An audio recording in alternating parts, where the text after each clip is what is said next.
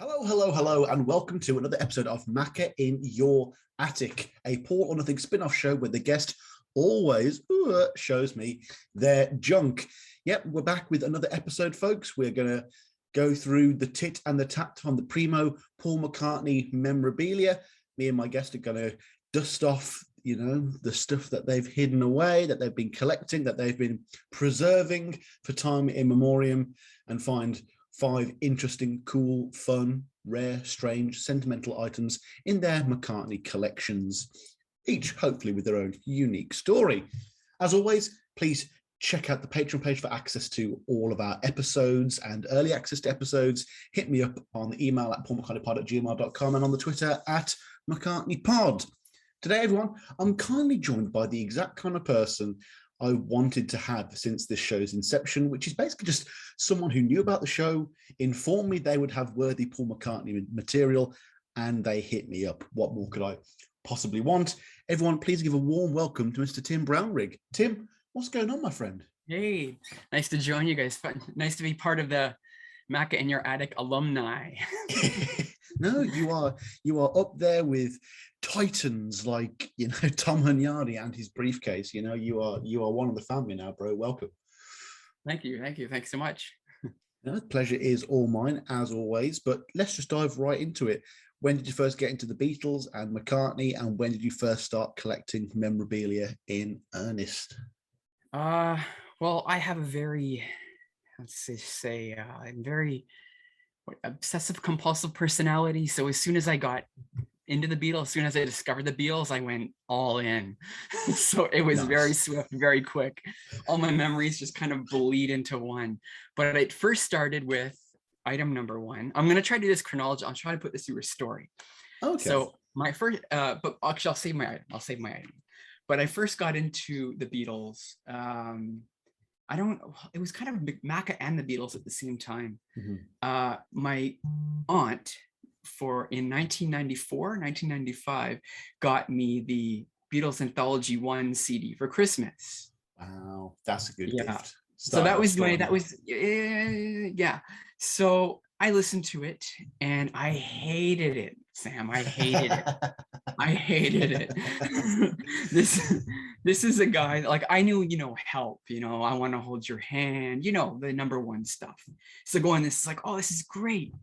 And it's just demos and poor quality. And so I shelved it. It literally went into the attic, literally, until about 99, 2000.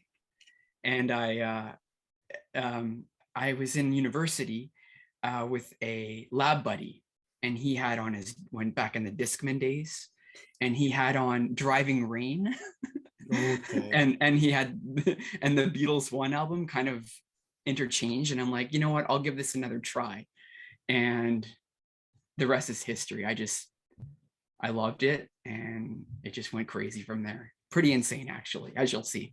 There's so much Driving Rain talk on these recent episodes of Macca in Your Attic. I don't know what's going on. And it's just a coincidence, Sam. I swear to God, it's just a coincidence. No, but I think it's definitely telling of which age band you're in by which McCartney album was in the milieu. Yeah. Well, I knew about McCartney because I used to live in Lahr, Germany. My father is in the military, and we were posted there for 6 years.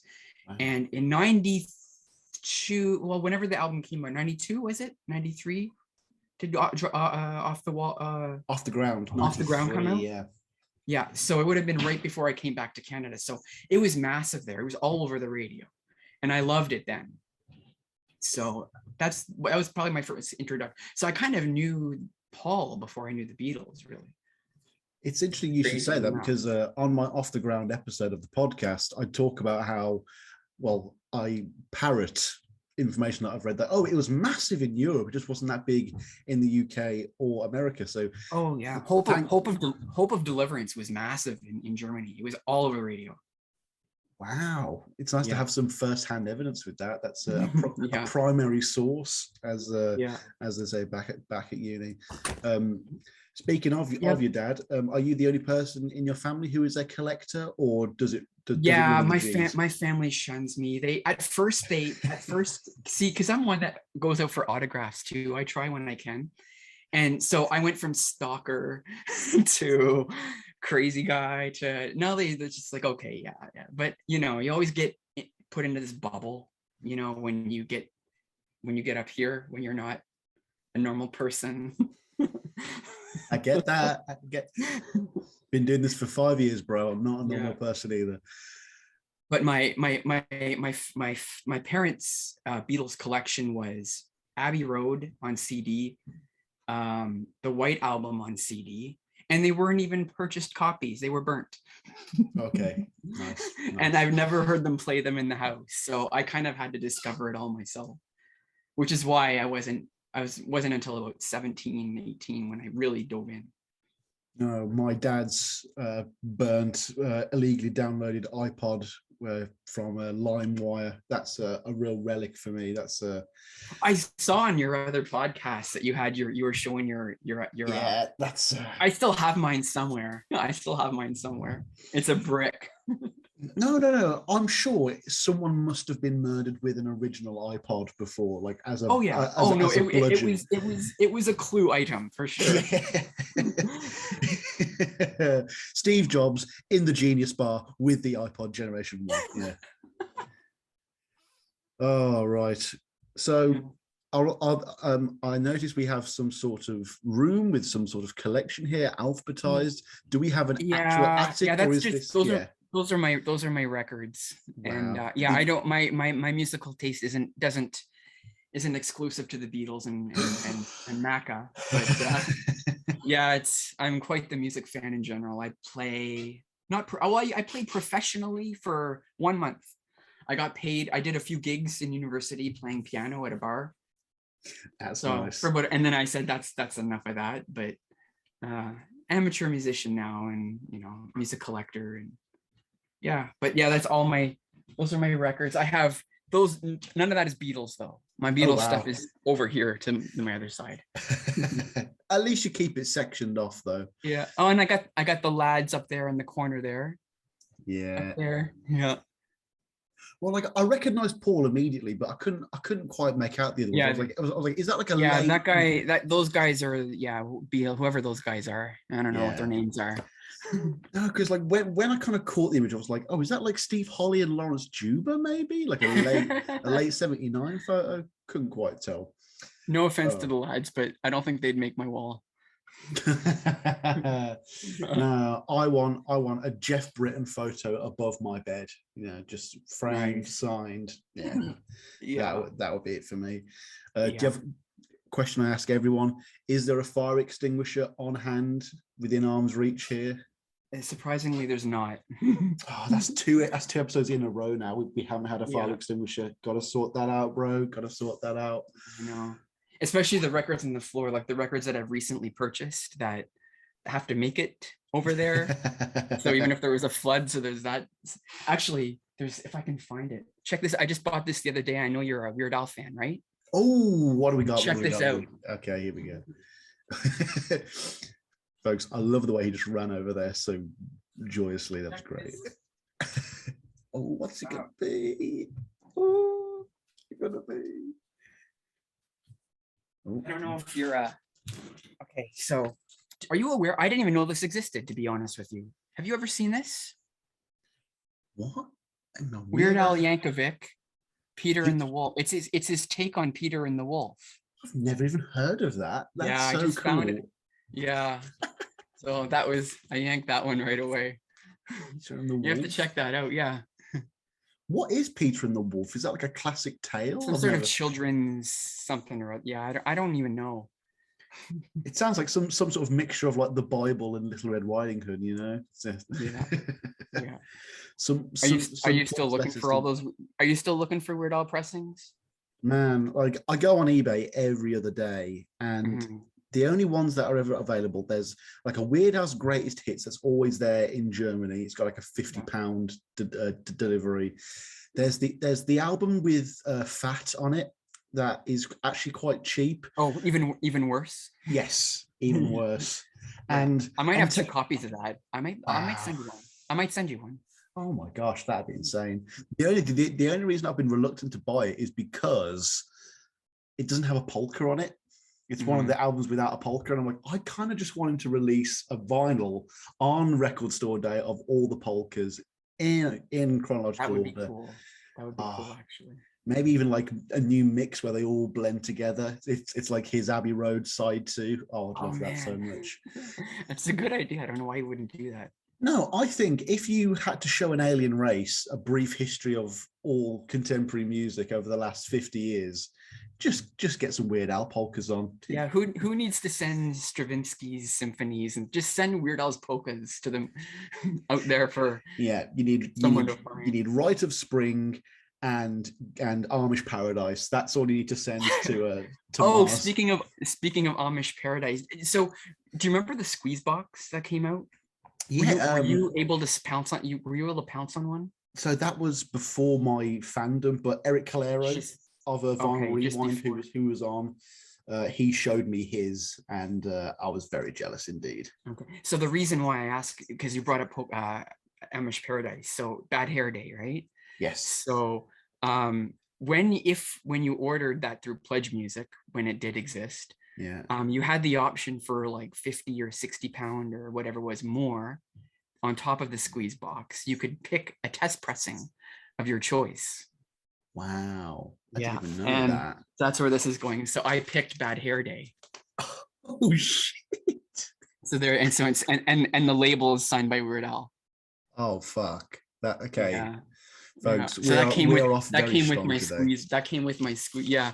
So not everybody ordered that with their squeeze box, but if you paid the little bit extra, you could choose which test pressing you wanted from the collection. I don't know if you knew that. See, I'd be more inclined to pick one of the more modern ones just because they had less pressings in general anyway.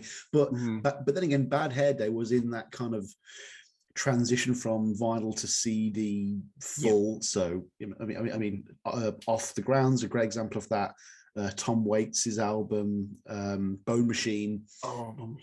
Those like early 90s albums where it's like, yeah, we'll make 200 million pressings on CD and about 5 on vinyl. It's like, oh god, they're so fucking expensive. Yeah. Oh man, and it's too bad because I was supposed to see Weird Al in July, but my brother's got a bachelor thing going on the day of. So, I mean, do I go? Maybe you tell Weird Al. You know, hard enough. Just get Weird Al to give your brother a shout out, and then I think it'll be totally worth it. Yeah. Sorry, but yeah, like I get strayed very easy. Sorry about that. Me too, man. Don't you worry about it. Are you the kind of guy that loves to spend a day alphabetizing a collection then? Well, I spent the winter putting my my collection in Discogs. Oh. And I spent the previous winter being stupid and put it in a spreadsheet and realized that was completely impractical. Yeah. So now it's finally into Discogs. Like Discogs, if you do that, it's more of a boast as well. It's more like, hey, everybody. Well, now I can actually go out and say, oh, do I have this record, or this pressing? So now I can sort of, which with my Beatles and my Macca and my stuff, I can actually go out and physically see what I have, and if I see it on the shelves, oh, I don't have this, then I can pick up the variation or something. You're the second guest in a row to say that now. You're someone who refers to their Discog collection. I've got to do that now, but you got to do it. I've not, aside from extra pressings of Tug of War and Speed of Sound that was sent to me by a fan, and my like 5 copies of the Russian album, I've only got 1 copy of everything basically. So I probably don't have the exact need for that. That's going to be the next step into insanity, when I go, okay, right, I need a Japanese version of everything. I need Mexican versions of everything now, Spanish, German, Portuguese. I have to ask you why Chobo? Why do you love Chobo so much? I think it was just because it was an album that had very obvious differences in terms of the pressings, and I love the backstory that Russia had a very decentralized vinyl industry, and Melodia had 5 or 6 different factories all pumping out slightly different versions of the album out at the same time. It's more the story and the background, but rather than be like, oh, it's just a few little numbers on the disc on the shellac that makes it a different pressing. Yeah. You got a pink one, you got a dark red one, a light red one, an orange one. There's a gold star, there's a silver star. That kind of stuff is a lot more easy to justify and explain rather than just going, so yeah, I could be saving up for a house, but and pardon my ignorance, but I think there's a copy of Trouble out there. I know it's a bootleg, but it's the one where Paul and Linda are sitting next to each other. It's like a black and white record. Do you know what I'm talking about? No, I haven't seen the only bootleg I have it, but I have to find it. I don't know. It's just the two of them sitting down. It's a black and white photo. I will edit out the bit where you're looking for it. Go find it. Go. I need to see this.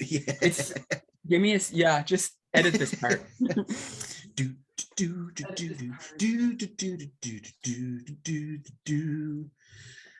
And folks, this is a Paul or Nothing Macca in Your Attic interim break. Here is a word from our sponsor. It's MeUndies, Blue Chew, Dollar Shave Club, NordVPN, Raid, Shadow Legends, all rolled into one because we are so massive here that we have all those large companies braying. Okay. All right. Oh gosh, we're here. We found it. I had to sift through that other kind of that record cover. Have you seen the Oriental Nightfish cover? The bootleg? Have you seen that? No. Have you seen the cover of it? No, just oh my god. I will show it, but don't judge Paul, okay? Or Linda. Once I show you this, don't judge them. Oh no. Oh no. Yeah. No. Oh no. No. Oriental Nightfish. It was right next to this record. Yeah. Oh no! I was literally pulling my I was doing it there a little bit. I was pulling my face, and I realized I was copying them. Oh my god!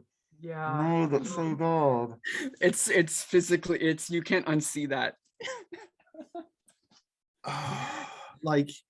Along with that, and Paul, I'm convinced that in 50 years, the introduction to Listen to What the Man Said will be cut. Paul going, all right, I'm going to New Orleans. All right. It's like,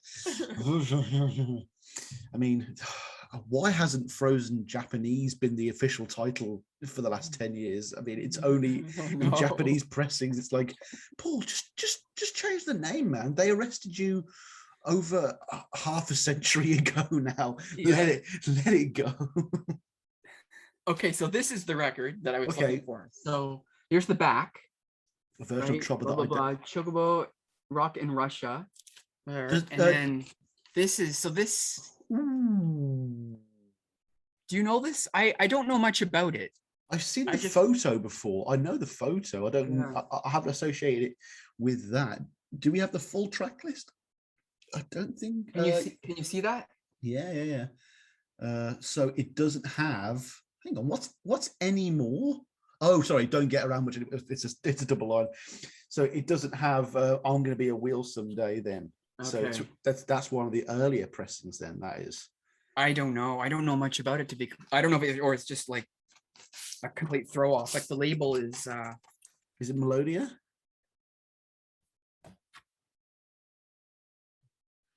Broomfield Records, never heard of them. Oh my gosh. So I don't know much about it. Maybe some of the viewers can write in the comments. Well, that's just another on that one version I've got to get now. Oh my god. Yeah. I mean, this is why I get bummed out that I haven't been to Beatle Fest yet, because I know that this is the way that I'm going to get some of the I've never been to one. Yeah. I mean, seeing all the Beatle people all arm in arm and taking photos and shaking hands with Mark Lewison, and I'm just sat in the UK pulling pints at a pub. I'm like, oh yeah, God, I know. What am I doing? And then and then there's all the podcasts talking about it, and it's like, oh man.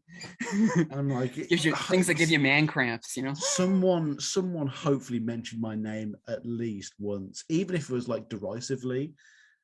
I mean, if Ethan Alexanian and Tom Hunyadi were in the same room talking about podcasting, I'd like to think I would have come up as a point of negative comparison, at least.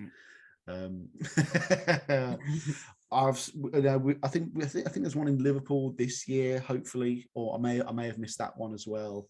But my goal is to be in a place of financial and mental fortitude this time next year to be able to go to both. So that's a secret Paul or Nothing goal there, folks. But yeah. Back to the pre-memorabilia chat that we're supposed to be having. Yeah. Sorry. Is there an element of collecting that you have no interest in whatsoever? That I have no interest in? Yeah. Probably Ringo. Oh, just Ringo in general. Yeah. Like, you mean in terms of like like in terms of Beatles and stuff, you mean? Or like just genres of things like points of sale, or trading cards, or bubblegum packets, action figures. Does that kind of thing entice you, or is it? Well, I find that I try to focus on one or two things rather than try and collect everything, because then you don't get anywhere. I find if you kind of say, okay, I'm gonna get this guy's discography, then you have like a goal and you meet it, and it's a realistic goal. And realistic goals, I find, is what gets better collections. Rather than collecting 100 things, one thing here, one thing there, and then nothing ever becomes complete. I find that's my experience. Oh, and there's nothing worse than the existential dread of that moment when you have completed someone's discography and you have to like lie back and go, now what? I've got to pick someone new now. With Paul, with these guys, it's almost impossible. Yes, thankfully, because I mean, I've said this before. The Mexican Beatles EPs I want to get into at some point as well. I want to. Well, to be fair, if I get everything of Paul's, maybe someone like Stevie Wonder would be a nice one to collect. Oh, nice, yeah. I've started collecting St. Vincent vinyl recently, and there's a lot of stuff to get in there. Oh my God, contemporary artist vinyl though, that is just ridiculously expensive. I've bought a few Kanye albums as well. And it's like, oh, okay, oh, cool. They've had reasonable numbers printed, but it's all still equivalent of $150 an album. It's like, oh my God, this is absolutely insane. Especially when you can just download it all online for free. Legally, I know. What about new stuff? Do you new stuff? Do you listen to any new stuff? Like the new Jack White. I'm actually thinking about picking that up. So, have you heard that one? Funnily enough, the very first album I ever bought at university was Jack White's Blunderbuss. Oh. Like it was just a new album. I was like, you know what? I want to buy the new Jack White album. I was still buying CDs at that point. I had a small CD collection, but my knowledge of contemporary music is atrocious. It's the only thing worse than my knowledge of classic music, really. I'm very I've got a deep but narrow appreciation of music. I feel like some people might assume that I've got quite a broad taste. I'm good in terms of pop culture, like knowing what hits of each decade were, and I can recognize most things. And I remember artist names and stuff like that, and I remember song titles. But if you were to ask me to name any album track by any artist of the past 30 years, I would really struggle. What about you? For me, well, growing up, it was just the top 40. And then after a while, I kind of niched out, and I get about one or two discoveries a year, like just Sparks. I've just been getting into Sparks actually this year, last year. Do you know Do you know Sparks? I know This Town Ain't Big Enough for the Both of Us. I know that Wright's done a documentary on them recently, and I know that one of them had a Hitler mustache. That's basically that's my entire knowledge done. There you go. That's more than I knew like a few months ago, and I just kind of I saw that documentary by Edgar Wright there. Yeah, it's on Netflix, and I'm like, wow, these guys are actually really good. So I checked, and now I'm buying up their albums, and yeah, it's good. No, I'm doing a Hot Hits and Cold Cuts episode at the moment, and the song Robber's Ball has been described as Paul McCartney meets Sparks. So I'm like, maybe I've got to check out more Sparks, because I quite like Robber's Ball. That seems like a fun little comparison there. Yeah, well, there's even a nod to McCartney in that documentary where, because you remember on Coming Up there how he impersonating Ron Mayle there. So there's a thing they there mentioned when that. they're filming Sparks, they're in their office, they have I guess some sort of inscription. Paul signed something for them, and it's on their wall. That's cool. That's pretty cool. So where do you get most of your stuff? Do you have a good local record store scene? We have about 4 or 5. There's about 4 or 5 record stores in my town that are all within 10-20 minutes of each other. So I could in a day I could go to about 5 record stores.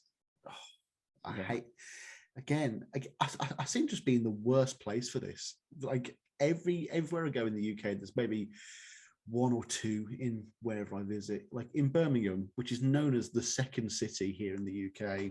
Technically, it's bigger than Manchester and Liverpool, and yet there's pretty much 2 decent places to buy records. You've got Swordfish Records.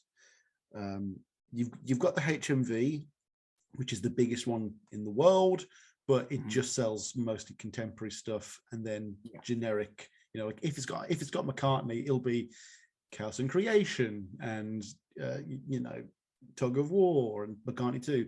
You won't get any singles or bootlegs or anything. And then there's a little underground place in somewhere called the Oasis Market, and that's good for quite obscure releases. But again, no singles, no EPs, anything like that. No. And anything used is getting really hard to find now. It's getting tougher and tougher. Yeah, like eBay is kind of getting in the way of these guys like building up decent collections. I know. To sell. I mean, who's going to walk all the way to a record store when, you know, the majority of the McCartney collection you can get cheap as chips online? It's only the occasional thing. Like I just put a bid today, £20 for Tropic Island Hum on vinyl. I'm like, I need that. That's one of my favorite songs. I need that 100%. If any of you are watching this right now, please do not bid on it. I want that for my collection. It's way better than the Frog song. Hold on, Sam, I'll be right back. Oh God, he's got it, hasn't he? Oh no.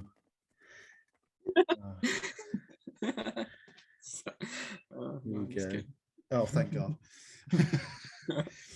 But no, I need to get that. I need to get the picture disc of We All Stand Together, which is still on McCartney's website, which is hilarious. Like he didn't sell them all on the 100th birthday of Rupert the Bear.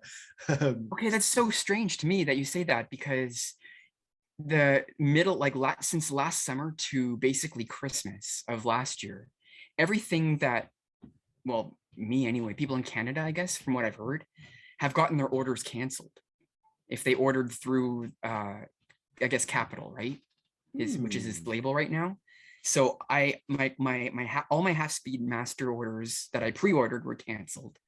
We All Stand Together picture disc got canceled because I guess they fulfill his merch, like his official page stuff, and everyone in the States and the UK are getting their copies. But for whatever reason in Canada here, there's a lot of orders being canceled. This is just up to Christmas. This year has been pretty good so far, but like I got my half-speed master of Wildlife, but that wasn't canceled, but the other ones were. So I had to go on eBay or Discogs and try and buy one out. That's so annoying because it's really weird. I don't know why. The worst time to buy McCartney vinyl is the month after it just came out. I mean, though to be fair, there's still some like red copies of McCartney 3 still going for £80, probably the equivalent of, again, $150. It's there's a cheap one. There's a copy in my local shop for only about 100 Canadian, which is like probably, what would it be? Well, your pound is a lot stronger, so it'd be like £70, okay, £80 maybe. That's not bad. Yeah, that's basically what it's going for on eBay. Okay. Although that's probably the starting bid. Actually, probably no one's even bid on it yet. Yeah. Does your collection extend outside of vinyl? Do you have like McCartney or Beatles? I've got CDs here. If I just like very. Oh, sorry. There's my Penny Lane. That's when I went to Liverpool. It's right there. Those are my CDs up there. Oh, okay, that's cool. Pretty good collection of CDs. Oh, the worst thing about CDs is that if there is some sort of terrible nuclear event, they're all just going to be wiped instantly, and only the vinyls will exist. But then again, so will the show and my podcast. So K Sarah Sarah.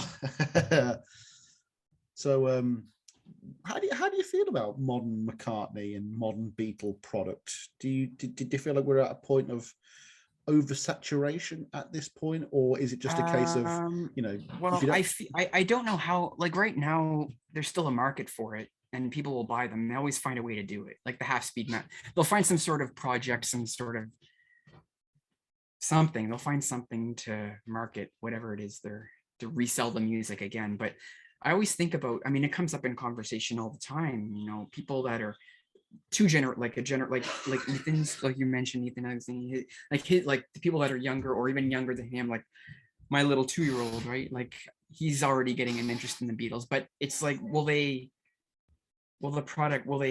be worth making all these products again for, because the numbers I know for sure are going to go down. I feel. No, like like I doubt there's many people on the streets going around listening to Paul or the Beatles on their iPods or their phones. No, it is. I can't see it. It is literally just me in my area, I imagine.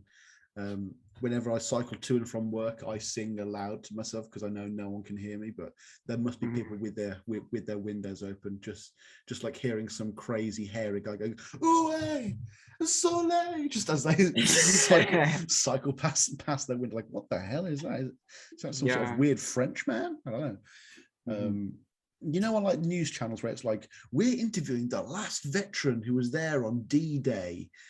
Eventually there are going to be people saying, we're going to interview the last person alive who was at the Cavern Club, and then the last person alive who was there when a Beatles album was sold, originally for the first time. And well, as long as they're making money, they're going to make more product. But until they start realizing, oh shit, these aren't set, like their revenue isn't as high as it used to be. And because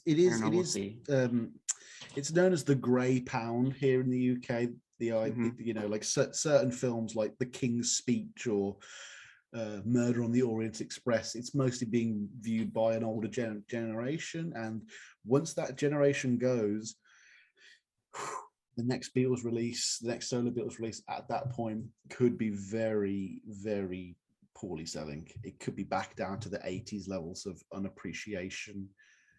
Maybe. Well, that's just it. Like there's the value too. I wonder if everything 30, 40 years from now, like there'll always be value, but I wonder if records or Beatles will be like, I don't wonder if kids are going to care as much, if they're going to be peanuts, if Beatles records you get for, $10 now, or it's hard to say. It's really hard to say. No, I was there just before the vinyl boom of the 2000s, and it was all so dirt cheap then. I can't imagine. It was dirt cheap. It was. No. You could get any Beatle record for about $10, $15. Yeah. Before it boom. I got Magical Mystery Tour for £2.50, which is absolutely insane. That'd probably be about $5, I imagine. Yeah. I mean, I can't imagine how cheap it was to buy Paul stuff in like the early 90s, I guess, like to buy Wings stuff, before like Wingspan came back, kind of rejuvenated the fandom. But let's not dwell on the negatives, because I know because I mean, speaking of Wingspan, this is what kind of actually my introduction when I got into McCartney, once I dove in, I bought the CD version of this. Oh, yeah! Look at that. That's gorgeous. Is that a double album, triple album? That's the double. Yeah. No, it's a quadruple. I think. If I remember, it was a double. No, one. No, double. Just double. Sorry, it's just so jam packed with stuff. Oh, that's so good. And it's the only way you can listen to Daytime, Nighttime Suffering on Spotify is by going via Wingspan, which is criminal, really. Until the inevitable archive re-release set comes out. Have you been getting into that at all? The archive re-releases? Oh You yeah, yeah, I there? have them all. I have them all. Oh Yeah. Yeah. no! You're another one of them people. Yeah, Oh, sorry. oh my god. Yeah. Yeah, I have them all. I mean, one of my hopes is at the very least that since they've all gone up in quality and scope, that the first few might get re-released. Like, You might. You might ban, get an anniversary. You might get a Band on the Run anniversary. You yeah, might get that. Ban on the Run, Mccartney 2, I'd like those Yeah. ones. They could definitely. There's even like scope to redo them and put the unreleased tracks and even more demos on, because we all know the bootlegs. Like there's a great Tug of War bootleg, there's a great London Town bootleg with just 6 different takes of I've had enough on it. It's like you could just do that. I know. No, there's that unofficial bootleg series, the Ultimate Archive series, that so for the London Town one, it'll have like Water Spout and Sea Melody on it and Fairy Tale. The archive series totally could do that, but I don't think Paul's ever going to allow that bootleg stuff to ever be released, at least while he's alive. Paul's being weird. Like, I don't know what's taken so long for the next archive. I don't know what's the last one was, what, 2020? Flaming Pie. So we're at 2 years now. Like, come on, man. Yeah, I mean, I know there was Mccartney 3 and 3 Imagined and all of the Let It Be stuff, but I can see them delaying. London Town and Back to the Egg, because it's the last 2, right? Once they pump those out, then there's no more Wings to release, right? Yeah, maybe see them holding on as much as possible. So I'd almost see an Off the Ground or something like that before the Wing stuff. That's just me, but I want Off the Ground so badly. Because it's my only way to ever get a vinyl copy of Off the Ground again, really. Yeah. But also, they're gonna have to put in like some of the up close stuff, or at least a DVD version of that. They're gonna have to put in MTV Live, maybe even some. I mean, it depends. I mean, they didn't put Tripping the Life Fantastic stuff in with the Flowers in the Dirt box set, so we're probably not going to get Paulie's live stuff. But it'd be interesting, at least to get Off the Ground and the MTV album together. That would be a nice little package, as well as an album of all the B-sides as well. It literally would be an album of B-sides as well, rather than a couple here and there, maybe one side of B-sides. Oh yeah, I'd be up for anything. Just something, Paul, something. A cold cuts one. A tripping would be good, actually. Yeah, like an official Cold Cuts would be Cold Cuts sweet. archive. No more production on them. Let them go out with poor quality. Just put them out there. Come on. I mean, a Tripping and Paulie's Live double album or double set, that'd be fun. I don't know who would buy it, but it would be fun. Yeah. And then those can go alongside another 10 repressings and re-releases of Imagine, and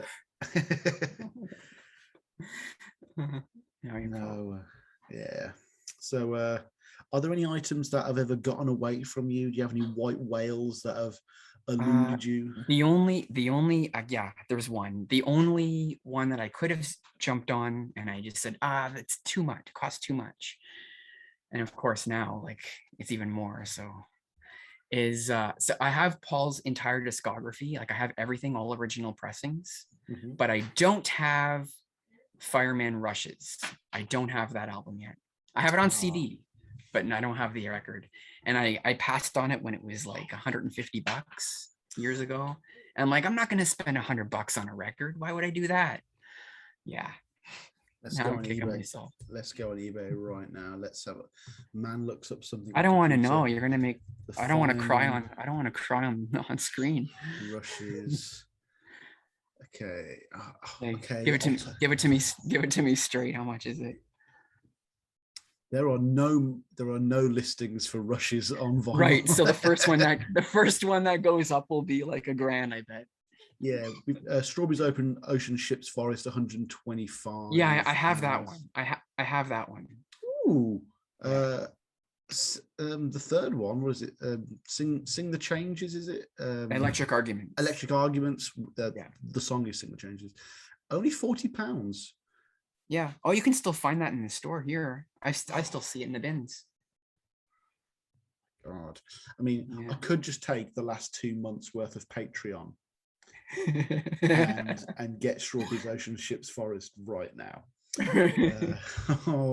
Folks, if you want me to do that, email in at paulmccartneypod@gmail.com. If you want me to indulge like that, do a poll.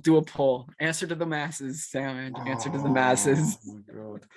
It's going to be like when DC asked the fans, should the Joker kill Robin in the next issue? Find out. Vote in. Oh my God. Yeah. Chug, right? Peer pressure. Hang on. Fireman Vinyl. What else have we got? Yeah. Oh, wow. Okay. Electric Arguments, $129.99 for some reason. Strawberries Ocean Ships Forest never played, £275, £250. No singles, though. No one's got any singles.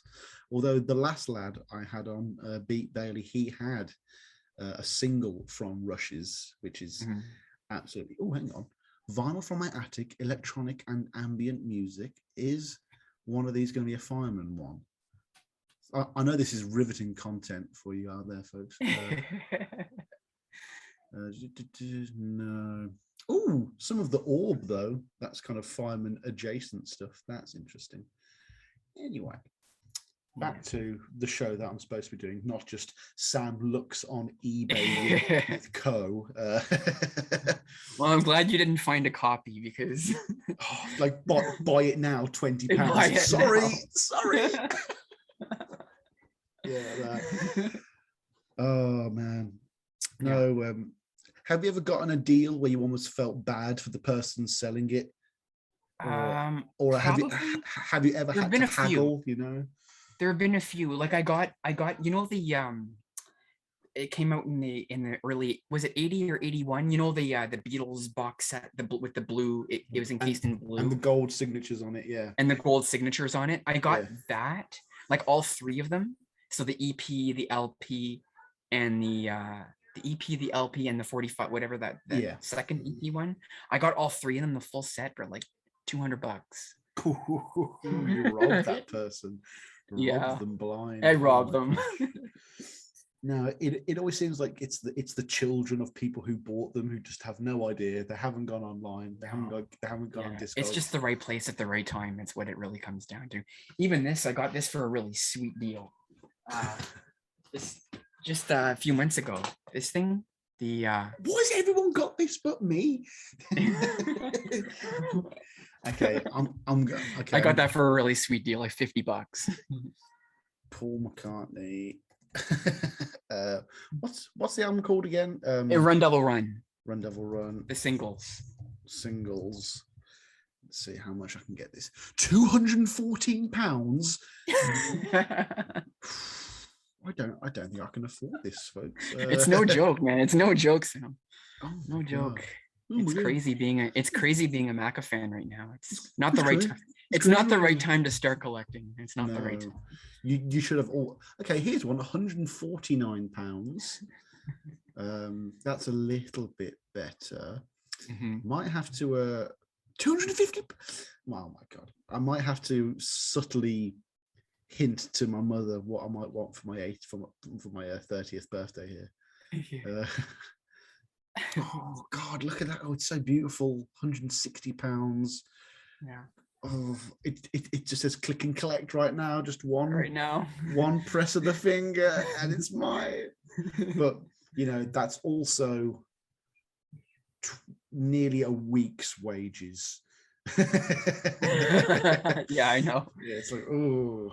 At this point, you know, is it an investment? Ooh, £80. Here we go. Oh no, there you go. It's a bid one though. I'm gonna. Does it have the booklet? I bet you it's missing the booklet. It comes with a booklet. What color is the booklet? Is it yellow?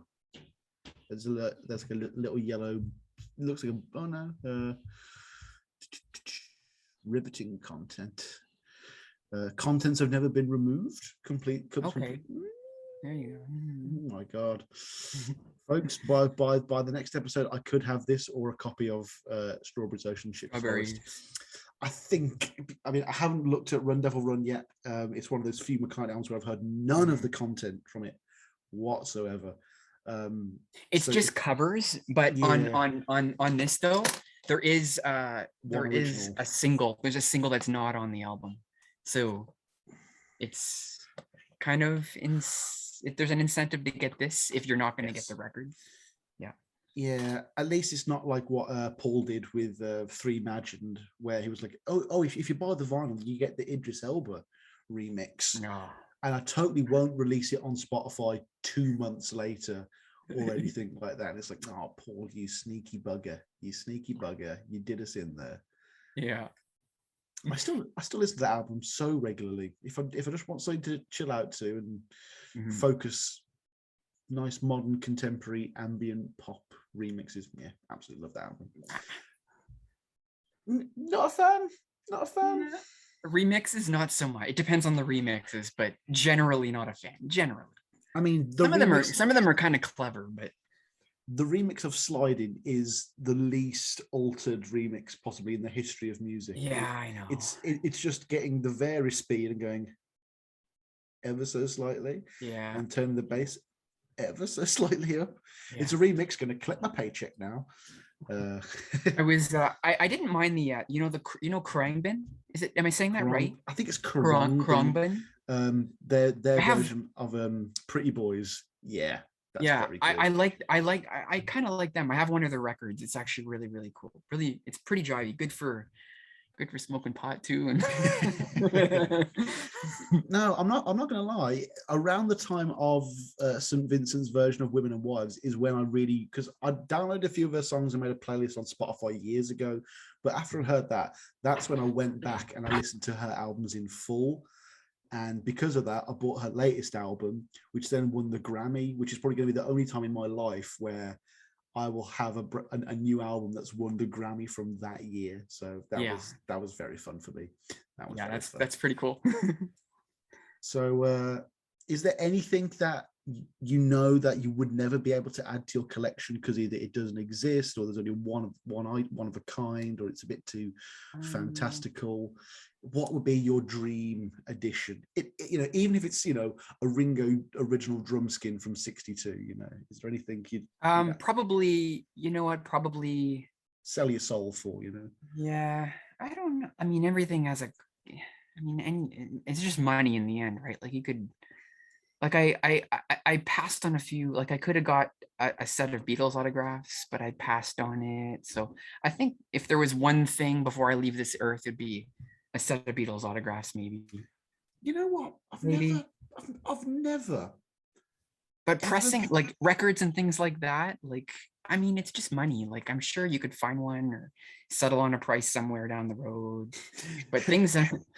Dude, literally, there is an advertising campaign here in the UK. I don't know what it's for. I think it's some holiday company, travel agent, and Ewan McGregor's in the advert, and he's like, "Do you think when we get to heaven we'll regret what we didn't buy?" And I'm like, clearly you are not a vinyl collector. If whoever wrote this advert, like I'll be there on my deathbed going, "Come closer, son."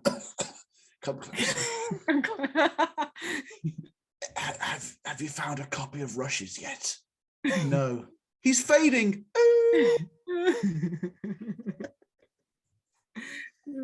Who needs medicine when all you have to do is fulfill a collector's fantasy, right? Yeah. No, there was a really good series by the guys who did the League of Gentlemen. It's what they did after, and it's like a horror anthology. And then some of the episodes kind of all came to one plot for the final episode or the second series or something. And one of the characters was a guy who collected Beanie Babies, but they weren't called Beanie Babies in the show for copyright reasons. But he collected Beanie Babies, and you see him finally get the last one, and then he gets rid of the whole collection so he can start all over again, because collecting the Beanie Babies is the only thing that gives his life any meaning. And yeah, I think I'll feel that way when I finally get my 10th copy of Chobber. I'll be like, yeah, and now I'll sell them all for pennies. Start all over and then again. do it all again. Yeah. Right. Now that we've established our, mania, I guess would be the best way to put it. Yeah. Let's as you mentioned earlier, you might not necessarily have just 5 items. You've got 5 kind of categories of items, 5 genres. I'll just show a few things that just kind of cataloged my fandom, shall you? So little bookmarks of my Beatles history. Okay, let's go to the first bookmark then, if you will. The first bookmark would be said item, as we mentioned in the start. So here is my copy of this minty fresh. There is not, if you could see that there's not a scratch on this jewel case. I just never played it. So this is the one I got from 94, 95, whatever it was there, whatever year that was. So that's as silly as it is, this would be my first item. So I take it you're not a fan of That Means a Lot then, that's a well, I don't mind it now. I actually don't mind the anthologies now, but as getting into the Beatles, this was a hard dive.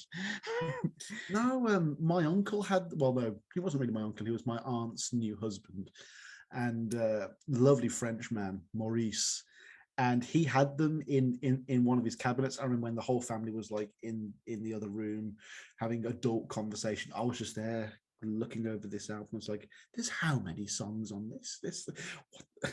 You keep going through, and then you find, hang on, there's 2 more volumes of this. Oh my god, it was a great discovery for me. And then I ended up winning the whole set at a pub charity raffle on a Beatles night. So yes. And there were like 5 or 6 different Beatles cover bands on, and I was sat there in the audience going, someone's drummer break their wrist, please, because this will be my moment where I step in and like, actually, ding ding diddly ding doodly doodly doodly, I can do it, it's a fantasy I always have. Yeah, there were a few moments on it that I didn't mind. Like I don't know what the general consensus is about Free as a Bird, but I didn't mind it. I just remember being on the radio. So like I remember, and I liked it, but it was, it's the Beatles. Oh, that's cool. They're back together. And that's all I thought. I think it's a funny song now because that Shangri-La's song has now become like a meme. Whatever happened? Oh no, boom, oh no. Like that's in every meme video now. Yeah, I hear it all the time. Yeah, and the fact that it appears in Free as a Bird as sung by Paul is weird now. And the fact that he literally just takes it and puts it in. Maybe that Shangri-La song was part of Lennon's jukebox. I don't know. I'd have to go and check that out. But there's also that song on Mccartney 2. It might be, I'll Get You Baby, or All You Horse Riders or something.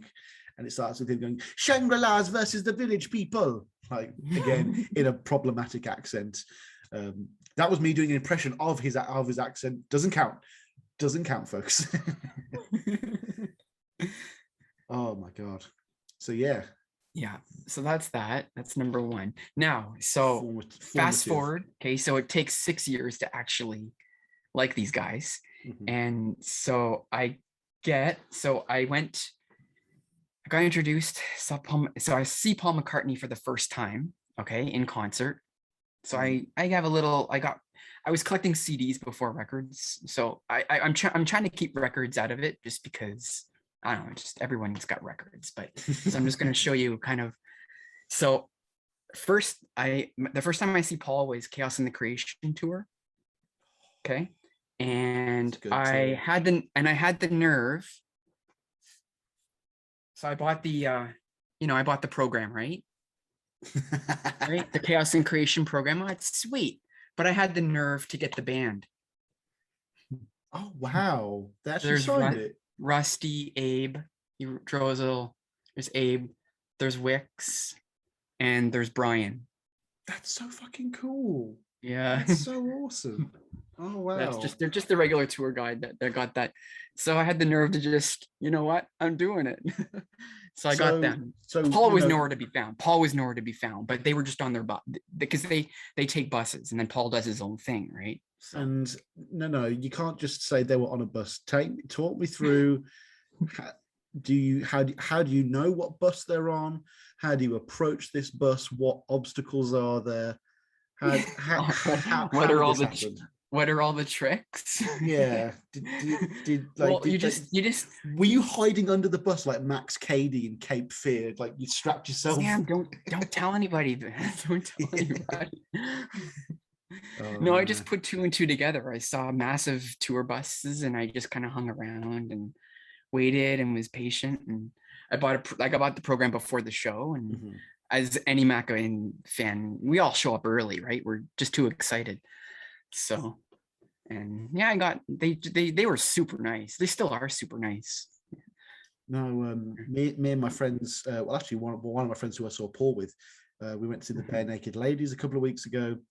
And yeah. Obviously, you'd like them, yeah. I'm listening. Keep talking. He's going to get some Bare Naked stuff now, but I was just listening to them. as we drove off. Oh wow. Yeah, there's Ed and there's Stephen Page. Oh shit! So you got that song when Stephen Page was still in the band? Oh yeah. Wow, that's awesome. So when I saw them, the bassist, he was ill actually. So it was just Ed, the drummer, and the guitarist, keyboard player, accordion player, the multi guy. And when we drove off, we saw down one of the alleyways or like side roads a huge tour bus. And we were like, oh, we should have just hung outside of it. That's all you got to do. That's all you got to do. Yeah, because they can't stay in that building forever. They are human. They are human. It was such a good show though, and they finally, because I saw them on the Grinning Streak tour the last time, which was like 10 years ago when I was at uni, and then I saw them on this tour for their latest album, which also has a stupid pun title, but they actually played Blame It On Me, which I hadn't heard them do before, and they did Tonight Is the Night I Fell Asleep at the Wheel, which they hadn't done before, and that's literally my favorite song by them. It's easily their best track, and I was so happy. I was in tears. I had like 6 beers, but I would have been in tears either way. It was such a good show. I'm guilty of that too. Yeah. You know, when I saw Paul, I said to myself, I wasn't gonna scream when he did a Beatles tune. I wasn't gonna go wow when the fireworks went off for Live and Let Die, and you're there like a girl at Shea Stadium just being carried off. Yeah. Well, I made them. I generally go to concerts by myself, but there was a couple times where I did take a buddy. Yeah, because no one call it crazy, but no one would willingly want to go to a Paul show with me. Like they're just not a fan enough to want to go see Paul McCartney. It's crazy. But I did one friend did come with me, and he looked over at me, and the look, he's just like he didn't even want to bother me. I was just like in this whole other world zone. Yeah. Yeah. No, so if the Got Back tour does come to Europe and to the UK, which it probably will, I'd probably only do this if it comes to Birmingham, to the O2, because annoyingly, Paul's at this point where he's only going to the biggest stadium, so it's pretty much Manchester, Liverpool, London.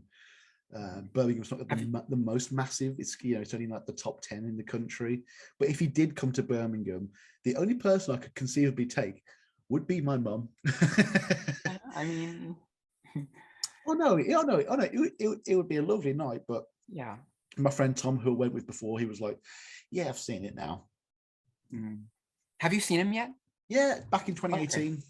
For the Out There tour, I believe it was the one promoting Egypt Station. So I got to see Fur. Where was he playing? So it was at the last show of the tour at the Millennium Dome in London. It was fucking great, and he did Wonderful Christmas Time, and Nice. I remember the snow falling from the ceiling. I also still to this day feel very guilty that I was one of those people that went to the toilet during my Valentine. Oh, you're one of those guys. Yeah, I'm like, because I knew what it was. I was like, I love this song, but I'm not going to feel that guilty about not listening to all of it. And at the end of the day, folks, most of these venues, you can hear the gig from the toilet anyway. So it's not like, the doors closed. It's like, my Valentine, you can still hear it. You can still hear it, Right. And that was the night when I discovered the double pint as well. And I was sick in a taxi, had to owe my friend about £100 so the taxi driver could clear that up. That was it's a good night, very good night. Yeah. Anyway, let's go on to number 2. Okay. Yeah. So that was fun. Went to that show, and now fast forward. No, is this item 3 now? I think we're going on number 3. This is where it gets a little so item number 3. Or actually, you know what? we'll do a chronological. So after that show, I went to another concert. So it would have been 2000. They kind of all bleed together because it got to the point where he was just always touring. Between 2008 and 2016, like in those 7-8 years, he was just on the road. He wasn't making albums. He just came out with new, I guess, right? In that since Memory Almost Full and New, he used to pump out an album every year or two, and then he went like 6 years he just touring. So this has been around. I'm surprised it's still in one piece, but surprised this is still in one piece. But this goes everywhere with me. Oh wow! And I even added the. No one has the OPP. I was like the only one that has this sewed on. The Ontario provincial police, yeah. I mean, to real fans, it says officially pronounced dead, but Right. Yeah. But this, so I wear this to all the shows since 2008. I wear this. Woo, woo, woo, woo, woo. Yeah, fucking yes, brother. Yeah. I think it's got some beer and wine stains on it, but some cigarette burns, on the pants. Cigarette, it's still in one piece, but you have to though. I mean, I used to have. There's just photos. Just people are always clicking, and I have some good friends that they get a kick out of it every time I wear it. I show up and it's like, "Where's your sergeant suit?" I'm like, "It's right here." Always wearing it. No, for the very first Halloween costume party that I went to, I went as Sergeant Pepper, but the only one they had, because I went quite late, was George. So I had the kind of, the one, but like loads of costume places, they can't decide whether it's kind of faded pale orange or bright red. They never get the color right. Yeah. Same with John's one, because like Ringo and Paul, it's easy, it's light blue and bright pink. But like sometimes with John it's lime or like even dark green, kind of primary green. The color. It's unforgivable. No, it's like when someone sings the lyrics to a song wrong that the lyrics to. It's just like it's like nails down a chalkboard. It's that person that trying to fakes it till he makes it. Just kind of mouths it. No, I remember my friend Chris was singing Roll Over Beethoven at uni, and every time he'd say and tell Tchaikovsky the news at the end of every verse. I'm like, that's only one of the verses ends that way. And he's like, oh, whatever. So I'm like, no, not oh, whatever. That's not the song. You're singing a different song. Sorry, Lennon at the church fete, making it up as he goes along. You're not John. I'm sorry. I love you though, Chris. If you're watching, which you're not, which you're most certainly not. But you've got a fucking Pepper outfit. Oh my god. Yeah, it's just funny because it just got stained. Like no matter how much I try to clean it, there's it's seen its wear, but I love that. Those are memories. Those stains. Yeah. Oh yeah. Which I'm sure many people have said to many other people in different contexts over the years, I'm sure. Right, what else we got?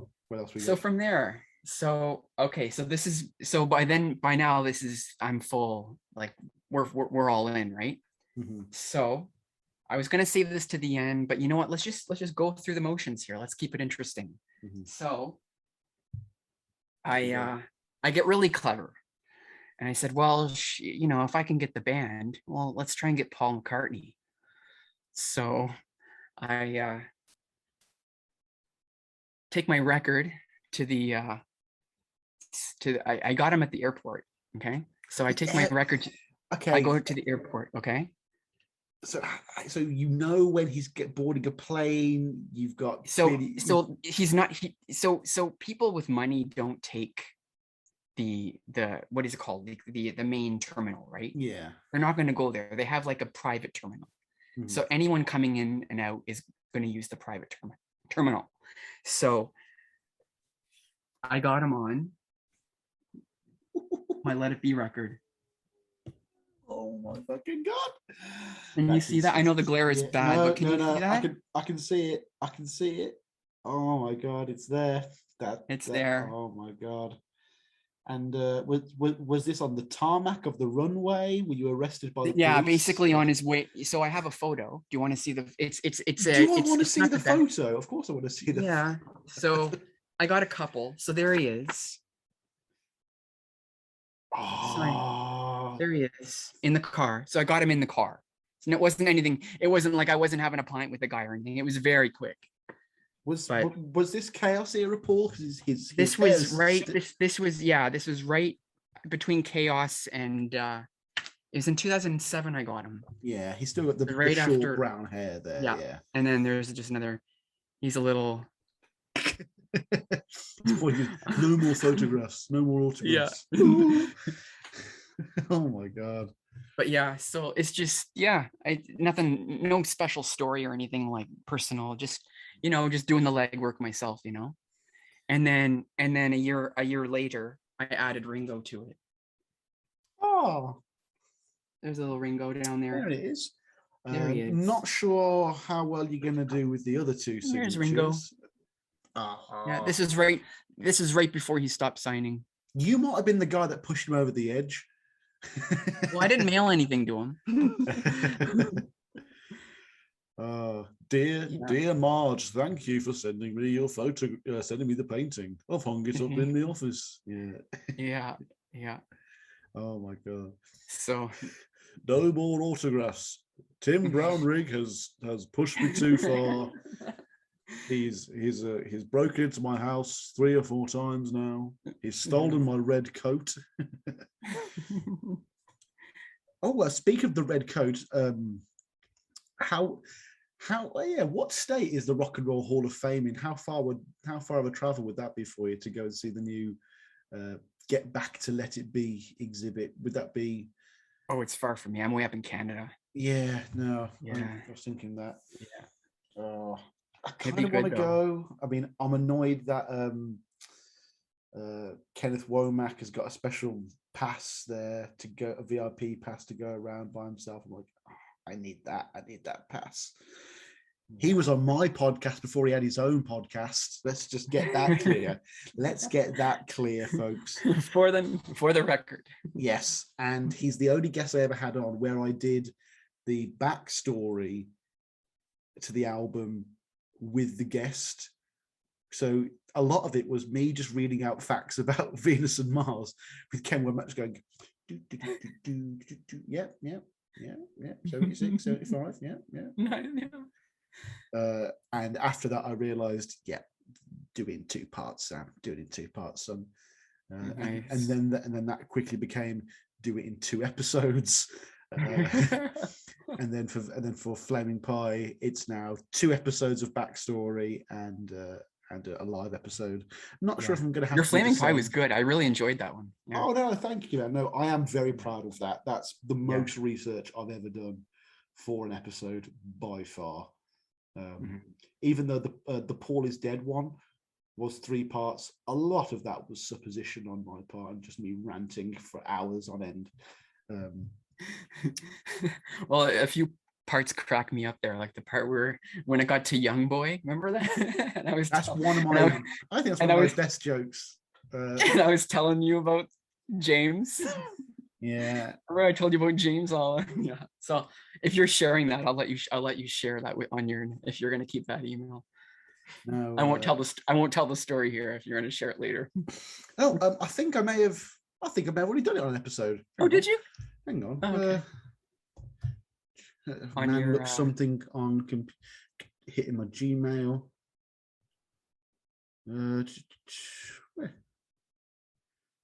Where are you? I think that I'm pretty sure I have. Anyway, back to the show. It would be a better segue.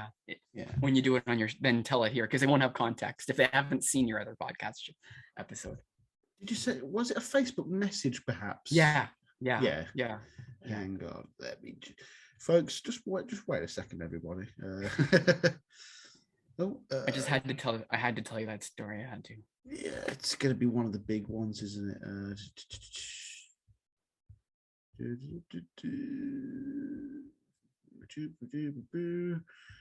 Oh my god. Okay, we've actually spoken quite a lot recently. Yeah, I've got it.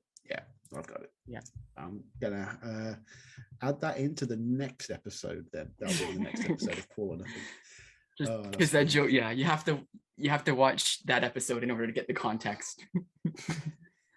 Right, come on. What else you got for me? All right, what else do I got? So after I got that stuff, so now, I'm in the working world, I'm making money, right? So now we start, getting into the big stuff, right? So I get, now that we're on topic of, actually, now this one might be tricky. I might actually have to move the computer. just because. Okay, so we're gonna move the computer for this one. Now, what is it? Some people might might recognize this, some might not. Now, can you see that? Oh, is that that's can you see that? That's a Paul McCartney painting, isn't it? That's right. That's the Ancient Connections painting. Right? Wow. It's like a lithograph. It's not an original or anything, is it? Well, it's not an original, but it's. Is that a signature or is that a print of a signature? Yeah, that's his autograph. Oh, you've got two. Yeah, I've got two. And then over here on the other side, so there's 200 of these that he's numbered. And the money went to auction, like it went to his charities. Okay, that's cool. And I got this through one of the art exhibits. I got this in 2006, 2007, around that time frame. That's just fucking awesome. And they came and they gave me a bunch of like documents and pictures about the whole event and all that stuff. But that's just, so it's just a lithograph, but it's, they auctioned, there was a few that you could pick from. There was Egypt Station, I believe. There was the one where it's like a mountain. He did a big mountain. There was one where there's like a beach motif where he had like some goat thing or something and a red towel. It was some, but so some of it, a lot of it was sold out. So that was one of the ones that were available. So I'm like, you know what? I'm going to grab that. How fortuitous would it be for someone to have bought the Egypt Station one and then fucking nearly 20 years later comes out with an album called Egypt Station. What a feeling. Yeah. No, I think that's the first bit of McCartney-based artwork we've had on the show there. So okay. Well, yeah, it's not common. For staying out of the vinyl game. There's a book out where it has a collection of all the stuff that he painted and stuff. You can get a collection of everything that he. I don't know what it's called, but it's out there. I've seen Paul McCartney paintings. There we are. Yeah, that's it. Only $9.99. Okay, yeah. Oh my gosh, I'm gonna buy it now. Yeah, we are, folks. I've bought something live on the show again. I'm going to do this once an episode now. I think we're going to end up buying something on every episode of the show now, because on the last episode I bought a 12-inch of Put It There. I have that. Yeah. The only reason I want it is because it's got Same Time Next Year on it, which is a real lost B-side.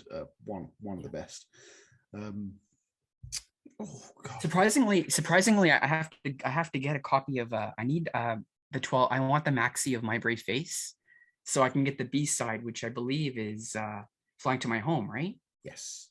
Yeah. So I want to get Flying to My Home on. Well, no, I think that's still on the A side with My Brave Face, because the B side. Oh, okay. It's the other way. Oh. Yeah. So on side A, you've got My Brave Face and Flying to My Home. Then on the B side, you've got 2 Chopper tracks, which are the 2 best ones. It's Ain't That a Shame and I'm Gonna Be a Will Someday, which are the 2 best ones on the whole album. So it's a very good release for me in terms of value. I'm still kind of reeling in pain for the fact that the Ue Soleil 12-inch doesn't feature the original mix, which is the best one. Like I hate the Patoka mix and the tub dub mix and the instrumental one. You know, it's just like someone playing with a soundboard, like bol bol bol bol bol bol bol. Ooh ooh ooh ooh ooh ooh so oh God, what is this? Is like, if you know, when you're at school and you have the Casio keyboards and you just be messing around with it, and like I remember on our Casio keyboards you could click dictionary, but if you pressed it fast enough it would say dick dictionary, and then be all these like command keys where like it would be like in DJ mode, and you'd be like yeah, come on, like, and like, the teacher would be trying to teach us about music theory, and it'd be like, that was the best. That was, didn't learn to play piano at all, but I could definitely make it the sound of a man thrusting. Those are ingrained. That's all you need, kids. Yeah. And then there was one song plugged into each one, which was what's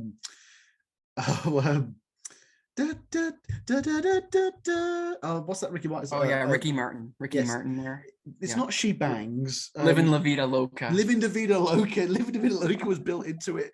And so again, everyone would be like just quietly like writing or something, and then someone would just reach over quietly. And the whole class would be up in arms.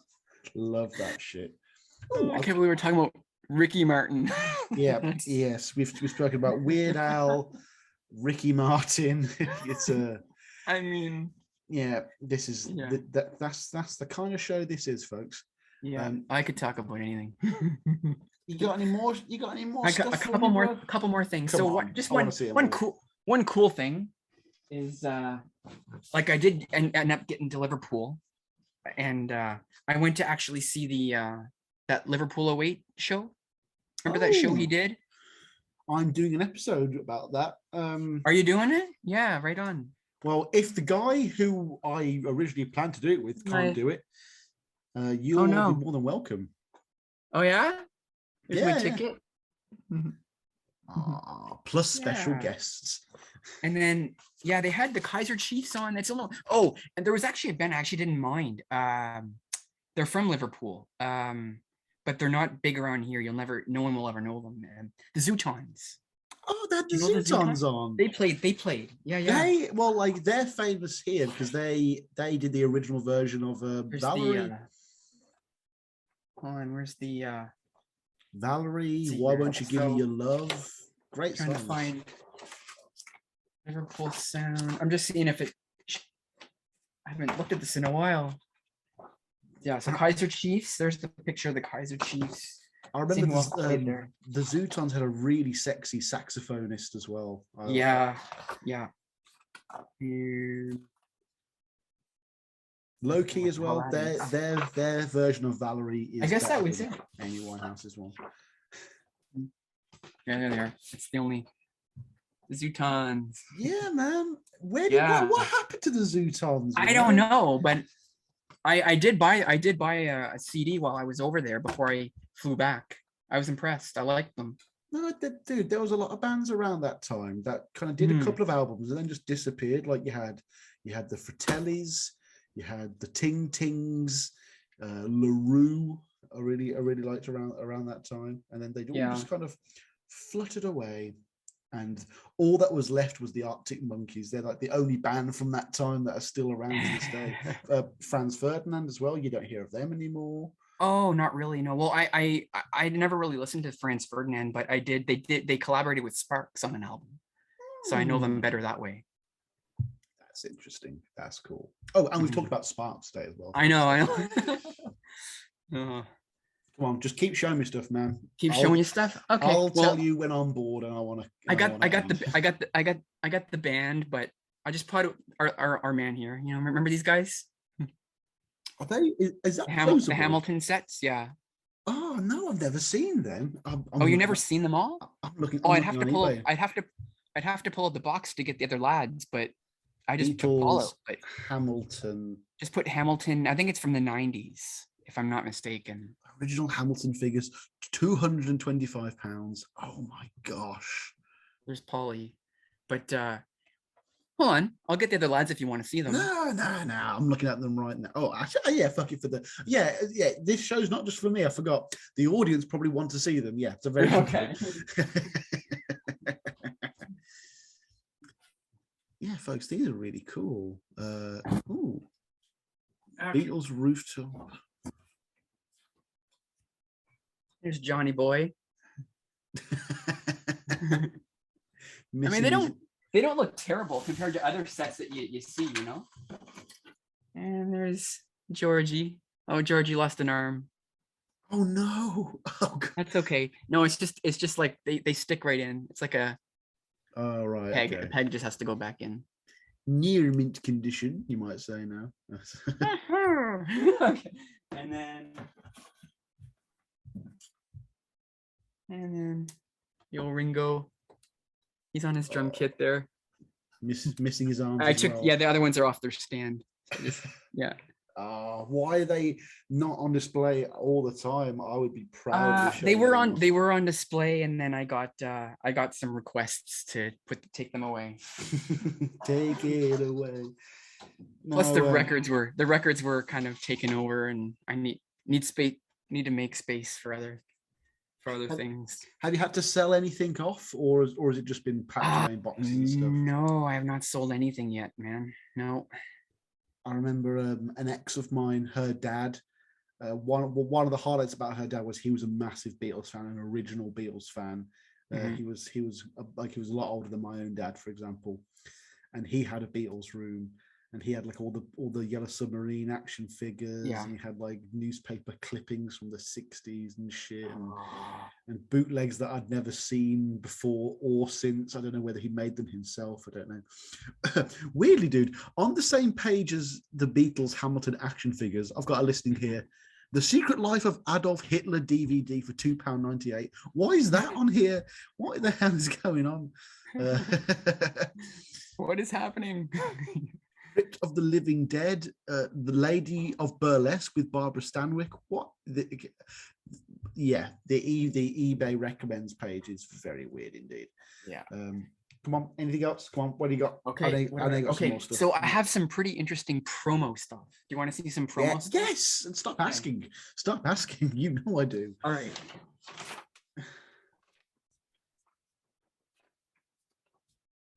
Oh, this one poster. This one. Oh, and it's got the postcards on it that you get in that box set. That's cool. This one, and then I have. Well, if I ever want Paul to wish me a happy birthday, it's just a preprint. No, oh my gosh, I need that in my life. It's just a birthday card, so Paul can wish me a happy birthday every year. That's fine. Just send it to yourself every year. Yeah. And how does Linda keep signing this? I have a standee of there we go, the one that everyone but me has. Yeah. Once upon a long ago. Yeah. No, it's that. take it. There's that one. There's Tug of War. There's Pipes of Peace, and there's Broad Street. It seems like that mid '80s period was the king of Paul McCartney stands. I wonder if there's a McCartney 2 one actually. Right, we're gonna. What's that? I wonder if there's a McCartney 2 point of sale stand. I'd be interested in that. Wasn't a massive release at the time though, sadly, despite being one of the better albums. Oh yeah. All right, we're gonna fire some off here. Okay, you ready? Yeah. Quick. So here's the rock show movie poster. That's massive. That's so cool. Yeah. Oh. Oh my god. That's sick. Concert film poster. We got hold on. You want to see here? This is massive. I'm not sure how I'm gonna fit this, but I'm gonna have to step way back here. Ooh. Ebony and Ivory. Oh wow. I can't even. we get the picture. We get the picture. I can't even hold it. This is I believe it's for Ebony and Ivory. I think. Yes. Yeah. Yeah. All it says at the bottom is it just says Paul at the bottom. That's all it says. Yeah. Stevie Wonder wasn't involved at all. Just in case you didn't know who. In case you didn't know who it was. Yeah. One of the most famous pieces ever. We got this one. Oh, that's cool. Like the world tour poster. But I don't know where this one's from. I don't know if you know. Yeah, it looks like it's from the world tour, the first one. Okay. At least the images. I know that to be an image. I don't of the world know. tour. That one. Just seeing you try to open them up to the highlight of the episode, though, definitely. Few more. Back in the US. That's sick. That's cool. Yeah. Not as good as the others. It's a bit of a bland one. No, That. hold on. Bit of a bland one, that one. London Town. A London Town poster. Oh, now that's something. That's pretty interesting, actually. London Town. We got. Speaking, we were just talking about this earlier. Run Devil Run. coming to an expensive eBay bid near you. Run Devil Run. I got these actually from a buddy of mine. He used to own but he used to manage a music store that went under. And he said, "Tim, I have some Paul McCartney posters. Do you want them?" Yeah. Like, yeah, sure, I'll take them. What do you want for them? Just take them. That's insane.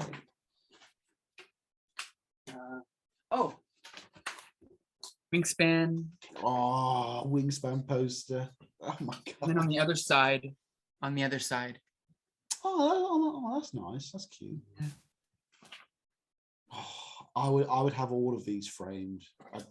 Every room in the house would have a Paul McCartney poster. Almost there. Just a couple more. Oh my god, we're not even done yet, folks. We're not even done.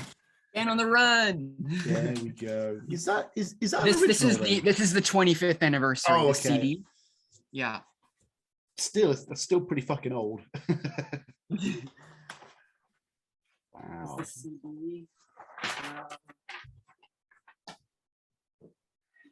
What we got here? This one. Oh, I know you're. Oh no. Broad Street, good old Broad Street. We've got the tapes and the poster. Yeah, the poster. And I got one more. I don't even know what it is. Oh yeah, this one's pretty cool actually. Ooh, New World Tour shit. Or is that Tripping the Live Fantastic? Tripping the Live, yeah. Oh my gosh, look at that. I'm never going to escape that fucking shirt, am I? Paul's never going to escape it, but I never will. I hate that shirt so goddamn much, everyone. Sorry, Paul. It's just the way it is.